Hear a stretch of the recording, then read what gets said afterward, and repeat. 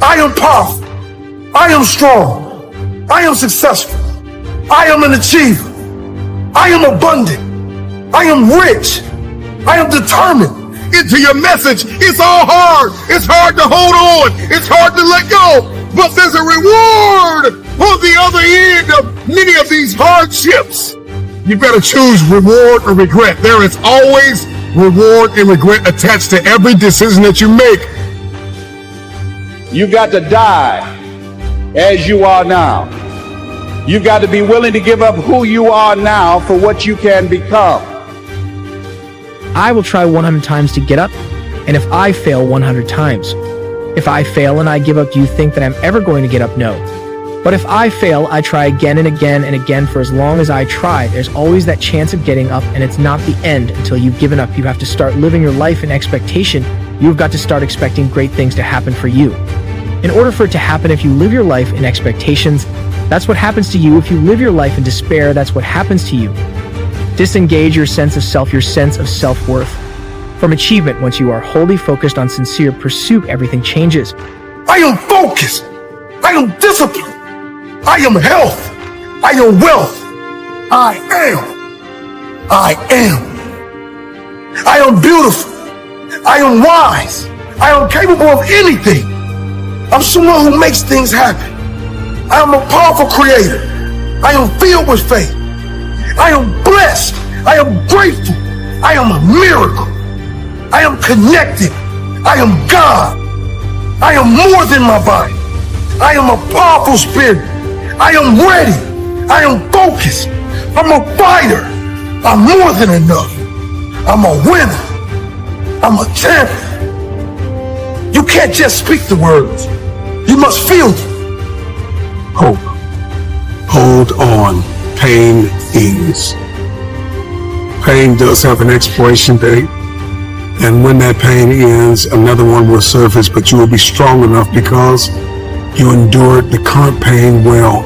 Everybody wants resurrection, but nobody wants the pain of dying to themselves. There's a pain that hurts you, and there's a pain that changes you. And so today, all I want you to do is make a decision to choose your heart.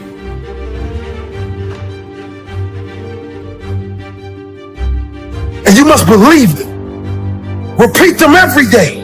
Let them soak into your subconscious. Let the power become one with you. Ali said, I am the greatest, and he became the greatest. Are you ready to be great? I am. I am. Replace I want with I am. Instead of saying I want to be rich, say I am rich. I am wealthy. Say it. Feel it. Feel it until you believe it. I am powerful. I am strong. I am successful. I am abundant. I am rich. I am determined. I am focused. I am disciplined. I am capable of anything. I am a powerful creator. I am limitless. I am. I am.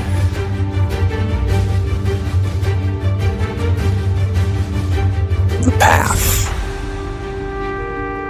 The warpath. Path of war. Moving toward a battle. Fighting towards war. The actual war against our nation's enemies, or the war against my own weaknesses. Preparing and sharpening my sword and honing my skills and maintaining the unmitigated daily discipline in all things. Where does it lead? It can lead to war. I'll never be rich. You what you want the moment. You change the frequency that your tower emits, different things come back to you. If you change your attitude, you change your altitude. Most of us go through life pretending. Pretending that we're satisfied where we are, pretending that everything is okay, pretending that we don't have any special goals or ambitions or desires. When really deep down inside we do really want more, because you have to judge a tree by the fruit it bears, not the fruit that it talks about. See, a lot of people pretend that they want more out of life, but all you have to do is watch their actions. In fact, I am waiting.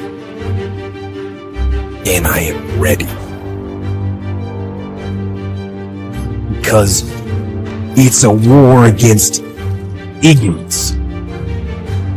So it leads, the warpath leads to ownership of your life. And that is the warpath.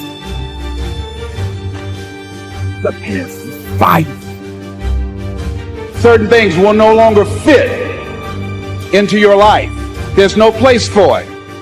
In order to do something you've never done, you've got to be someone you've never been. So you've got to spend serious time reading, writing your goals down, reading scripture, anchoring yourself spiritually to handle the storms of life, because they're going to come. So every day you have to sell yourself and get out of your mind those old thoughts, that old belief system. Every day you've got to sell yourself on that it's possible. But you got to put a new mind in you. You got to get out of your mind. You got to begin to restructure your thinking. Every day you've got to begin to recondition your mind. See, many of us go through life making choices, thinking it's our choices. You really have to work hard for a set of skills that matter to you. A fool never learns. A smart man learns from his mistakes. A wise man learns from the mistakes of others. So you've got to completely divorce yourself from this notion of outcome and become completely obsessed with the idea of sincere pursuit.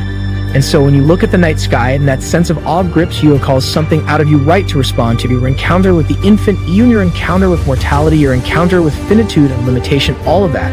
In relationship to the internet, that sense of awe is also the calling forth of something out of you that can respond to the challenge of that infinite. Well, that's the microcosm within. No, it's a reflection of the structure of the cosmos itself. That's the divine ideal. And it's not. See, let me share something with you. The easiest thing I've ever done was to earn $1 million. The most difficult thing I've ever done was to believe it could happen to me.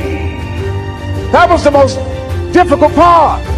To believe that given my circumstances, if my birth parents came down this aisle right now, I would not know either one if my daddy came up here or my mother came up here. Given the fact that I was born in an abandoned building on a floor, being labeled educable, mentally retarded, not having any college training, I used to feel all my life that people who had college degrees were more intelligent than me. I remember going to see the late Dr. Norman Vincent Peale, the author of the book, The Power of Positive Thinking. And I used to look at him up on stage and I said, I could do that. I would love to talk to people. I love to talk to people. And I said, I could do that. But then when I started going back to my car, my mental conditioning activated itself. And it said, Les Brown, you can't do that. Only thing that's going to make you happy, my friend, in this year or any other is to step up. It's to raise the standard. It's to discover what you're capable of and feel that incredible power pushing through whatever's holding you back and get to the other side of more of your true self. That's what this game is all about. So life is real short, so you have all your traveling and of all your sleeping and of all your school. Out of all your entertainment, you've probably been half your life doing nothing. So out of 30 years, I might have about 16 years to be productive. So it's how we can all break individual lives now. You've got to completely divorce yourself from this notion of outcome and become completely obsessed with the idea of sincere pursuit. Now, why sincere pursuit? The reason to tie your sense of self, your self-esteem. Why?